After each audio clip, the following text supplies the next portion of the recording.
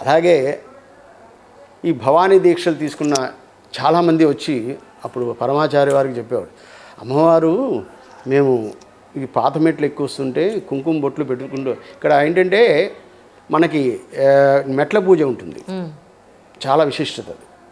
అంటే వాళ్ళు మోకాల మీద ఎక్కుతారు. అలాగే ఎంతో కష్టపడి ఒక్కొక్క మెట్టుకి ఒక్కొక్క కొబ్బరికాయ కొడుతూ ఒక్కొక్క కర్పూరం వెలిగిస్తూ నిదానంగా ఆ మెట్లు ఎక్కుతూ పూజ చేసుకుంటూ ఆ అమ్మవారి లలితా సహస్రనామం, లలితా అష్టోత్తరం, దుర్గా అష్టోత్తరం, దుర్గా సప్తశతి అలా చదువుకుంటూ వస్తుంటారు అన్నమాట.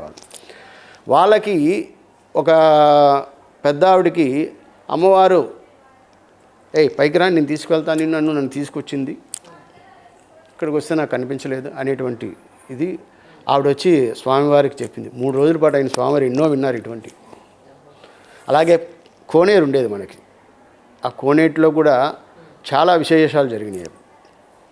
ఆ కోనేరులో ఎప్పుడు కూడా ఆ నీరు అలా ప్రవహిస్తూనే ఉండేది. ఆ నీరు ఎక్కడి నుంచి వస్తుందో ఎవరికి తెలియదు.